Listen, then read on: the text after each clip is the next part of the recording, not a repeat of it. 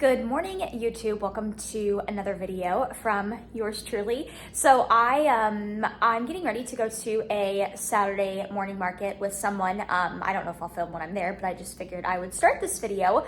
And today, so stay tuned because I'm gonna tell you guys 5 things I would absolutely not do again when it comes to competing. So that is probably gonna be like what the title of this video is, but I'm gonna tell you guys what those 5 things are. Learn from my mistakes. So anyways, welcome to the video. So it's a Saturday and actually last night, so I woke up at like, I don't know what time it was exactly. I think it was like 3 a.m. And there was like, this doesn't normally happen, but there were these guys I could hear in the hallway like really loud, and it just woke me up because I'm a very light sleeper. And I had a hard time falling asleep after that, but I was so hungry. I was so hungry. I haven't had that really happen to me yet, where I wake up in the middle of the night and I'm just like really hungry and it's almost distracting. But nonetheless, I knew I would fall back asleep. It took a little while, but I fell back asleep and here we are this morning. So making my coffee, and then I'm gonna hit the road and head to the market. It's a little chilly outside this morning, for Florida at least. It's like probably like 50s right now. So definitely gonna bring a little jacket, but get some steps in, look at some local vendors, and then, like I said, stay tuned because I'm gonna tell you guys 5 things I would not do again when it comes to competing. So welcome to the video and enjoy the rest of the footage. So I just finished at the market and you guys, oh my gosh. So I just got back to my car and I was dying. I was so hungry. I packed a meal and I have it with me right now. But I didn't bring it with me to the market because I didn't think we were going to be gone for that long. And I was so hungry. I was getting very hangry, but I was trying to control myself. So finally reunited with my meal. I'm gonna eat up as I drive here, but I'm sure everybody can relate. And like, I feel like we've all had that one time where like if you're in prep where you not forget, but maybe you're just gone longer than you think you're going to be gone and you are so hungry. But anyways, we got my food. Now I'm going to run a couple of errands before I get home. So I am home now and I'm going to sprinkle in like the little top 5, or not top 5, but 5 things I would never do again regarding competing. So number 1 is never buy a pair of posing heels that are not the Shoe Fairy. So these are my lovely heels. I have a couple of Shoe Fairy heels. These are my favorite. These are the Strappy Olympian 2.0s. And you guys, when I competed for the first time ever, when I was in college, I remember I went on Amazon. I just looked up bodybuilding posing heels, and I bought a pair on Amazon, and they were cheap. They were like $30, maybe a little bit more. And I bought them because I was, balling on a budget in my college years. But I honestly didn't know any better. So I bought them, and you guys, let me just tell you, the splurge for Shoe Fairy heels is so worth it. Like, my old heels that I originally got on Amazon, they were so uncomfortable and they got really dingy. So with the Shoe Fairy, you can actually clean the insoles. So that way on show day, when they get a little dirty, you can actually clean them. Whereas my old posing heels, they literally were turning like black on the inside because of just like my feet being in them. And they were just so uncomfortable too. So that is mistake number 1. I would never make that mistake again. And if you were listening, you're a first-time competitor, don't make that mistake. Splurge on a pair of Shoe Fairy heels. They're not that expensive. I have a discount code, I'll put it below, but I promise you they are so worth it. Plus, for as long as you're standing in your heels on show day, especially backstage, to get a pair of heels that just are uncomfortable, like you don't want to be going on stage with your feet hurting, because that's obviously gonna probably, it's gonna show in your walk. So get yourself a pair of comfortable posing heels. I am having quite the munchies right now before my next meal. I think it's a combination of like, I feel very like snacky. I'm kind of hungry, and so sparkling water to the rescue. I got this at Aldi today. I had somebody comment recently and say that they like hearing about what I find at Aldi because they shop there too. So I got the sparkling water, the Pure Aqua key lime. Not bad, not my favorite, but it's doing the trick. And also, I'm going to show you guys something else I got at Aldi. It's not an Aldi exclusive, but I want to show you guys something else real quick that I got for the first time like 2 weeks ago, and I've kind of been rotating it into my food. So let me show you what I got. So this is what I wanted to show you guys. So this is pink salmon, again, or essentially it's canned salmon, but it's actually really good. So I started getting this the other week. It's got a really good amount of omegas in it, and I think I've told you guys before that I essentially in prep have been eating very much so like the same thing kind of every day, like on repeat, but I do like to factor in some variety from time to time, like rotate in new sources. So I got this the other week and I really liked it. So it's just canned pink salmon. So I like adding it to salads. I like mixing it with like nutritional yeast, which tastes like cheese, and then adding it into salads. It's really good. But here are the macros. So yeah, and also a little travel hack. If you're needing a quick source of protein for travel, you could grab something like this. Obviously you need to bring a can opener, but yeah, this has been kind of my new jazz. I even saw a recipe on, I don't know where I saw this, but where you can make like salmon patties out of this. So I haven't tried that yet, but I think that would be a really good idea, like making salmon patties out of this. So anyways, just wanted to show you guys. I got this at Aldi. It was really cheap at Aldi. It was like $2.99, I think, for this can. However, I got one at Publix like last week, and it's a little bit more expensive, obviously, because it's Publix. But I think this will be a new staple for me. Rolling into number 2 of top 5 mistakes or things I would not do again when it comes to competing. These are all personal mistakes I have made. Number 2 is, this may sound silly, but as a coach, I think every coach watching will appreciate this one. Mistake number 2, and I wholeheartedly made this mistake when I was a first-time competitor, taking crappy progress pictures. And what I mean by that is taking progress pictures with the shittiest lighting there is, pardon my French.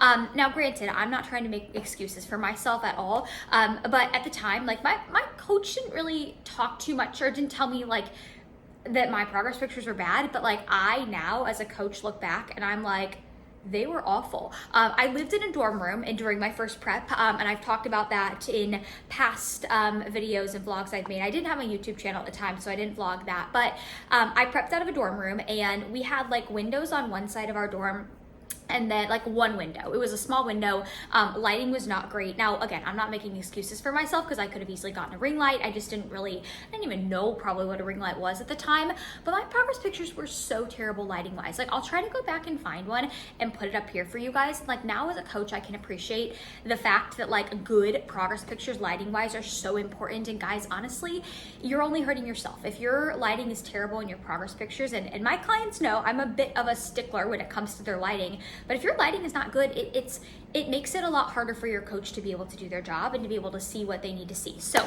that is mistake number 2. And I'm actually going to jump in and tell you guys mistake number 3 and things I will never do again as a competitor.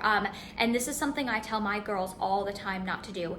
Do not stalk your competition on social media. You will be tempted. Before my first show ever, I remember I went on Instagram, I like searched the hashtag of the show I was doing to try to find other people that were doing my show, and honestly, like there was literally no good that can come from that. If anything, it just brings your stress up and in an already very vulnerable spot that you're in, because you know when you're deep into prep, you're already second guessing, am I going to be ready in time, etc. Don't go online and stalk your competition. Like literally, there is nothing good that's gonna come from that. And honestly, guys, newsflash, social media is a damn highlight reel, right? Like people will post the best that they look on social media. They will post themselves in this like insane lighting. And truthfully, you know, especially when it comes to a division like bikini, it's not always the quote unquote coolest physique that wins either, right? Like you can very well see somebody posting on social media and they may have a really freaking cool physique, but that doesn't always mean that it's going to transpire well onto stage and gonna be what they're looking for the criteria. Plus, you don't know what somebody's posing is gonna look like on social media either, right? Some girls look really damn great on social media and then on show day, they show up off and their posing sucks, right? So that is mistake number 3 that I would never make again as a competitor. And if you are watching and you are a first timer, do not make the mistake of trying to stalk your competition on social media. Just don't do it.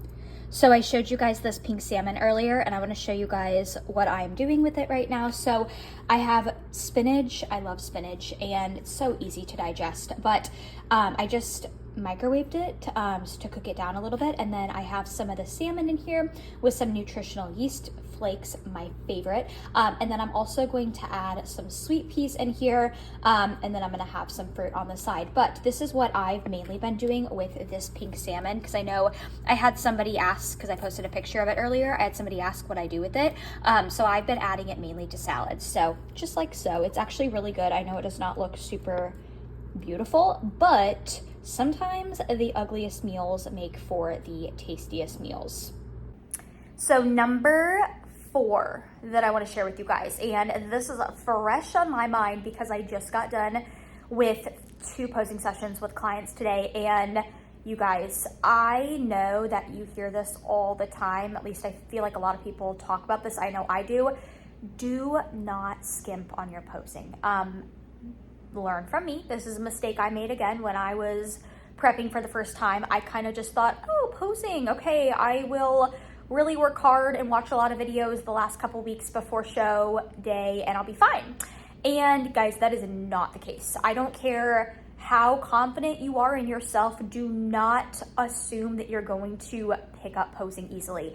And you know, how do I put things lightly? Like, there have been clients I have explicitly told, hey, we have the physique to do really damn well, but our posing needs to match that. Like, you can't rely strictly on just your physique to win you a show if your posing does not like showcase your physique. You know, at the end of the day, the judges don't have time to sit there and imagine what you would look like if you were hitting your poses right? And the more I pose, girls, like the more posing coaching I do, because I pose all of my one-on-one clients and all of my competitors.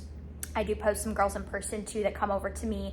Like, the more I pose, girls, the more I realize like posing is so fun, because it's truthfully like you get to shape and mold your body in a way to like showcase your strengths and hide your weaknesses. And like, it can be such an illusion. It's so cool. But I think a lot of girls try to, you know, cut costs for their first prep, which like I get. I'm not saying you need to go into credit card debt to, you know, to withstand your first prep, but do not let posing be an area you skimp on. Like, I promise you, you cannot go into a show just solely betting on, oh, I have a great physique. But if your posing is shitty, like, you know, you could very well be beaten by a girl with a lot better stage presence and a slightly less, maybe better physique overall, right? So that is probably, out of all 5 things, the biggest thing. Like, if you take home one thing from this video, please, please, please invest in posing. Like, your future self will thank you, I promise you. So that's number 4, which leaves me with one more. So stay tuned for that. So I am traveling to the Arnold in Columbus, Ohio later this week, and these are my favorite snacks, these dry roasted edamame beans from the Only Bean. So I have this little box. I just got it on Amazon, and it comes with these 3 flavors, but I just wanted to mention it because these are like one of my favorite things to pack with me when I travel.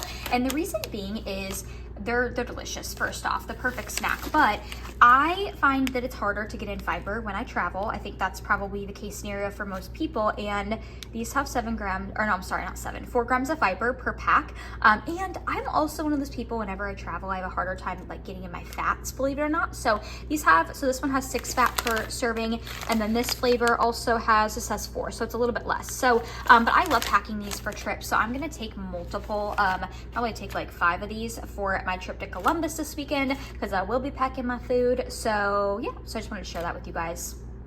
All right, YouTube, so I am gonna kill your suspense. No, I'm just joking. So number 5, I'm gonna wrap up this video with my 5th like mistake that I've made with competing, and something I would never do again.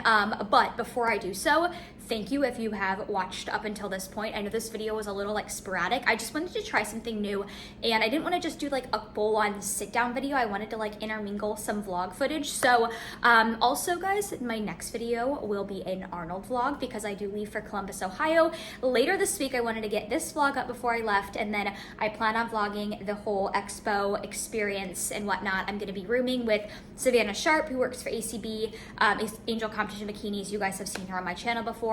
Kara, the owner of ACB, and then Phoebe Hagen is going to be rooming with us. So I will vlog the weekend, so stay tuned for that. But my number 5 like mistake that I made, and I would never do this again, and this is actually going to probably surprise some people, is, so in my first prep, I did not really talk to my family about the fact that like I was prepping.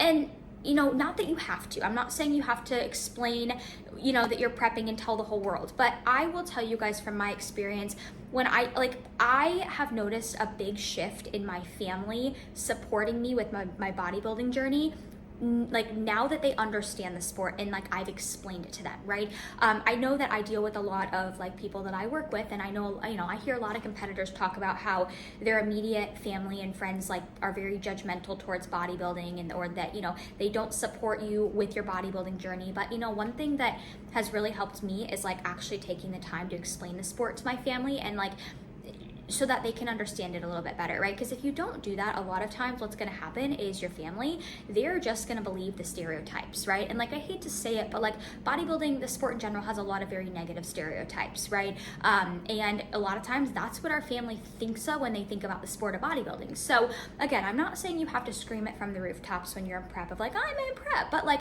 something that's helped me is just explaining the sport to my family. My first prep, I did not do that. And my dad, he's always been supportive, but my mom was not supportive at all. She was stereotypical, like she believed bodybuilding was a very unhealthy sport. But I actually, I realized, okay, I'm like, Lexi, you need to actually do your part as an athlete and explain the sport a little bit better to your mom, if you want her to understand it and support you, right? And that's all it's taken. It's taken years, but like my mom finally supports me, and I truly, I credit that to me actually sitting down and explaining it a little bit more to her. And, so she doesn't think it's just, the stereotypical, oh my God, you're doing something so unhealthy, right? She understands the sport a little bit better. She supports me. She knows knows that I'm doing things in the healthiest way I can, right? So that is my number 5 of things I would never do again, would just be blindly going into prep without like even telling my family about it or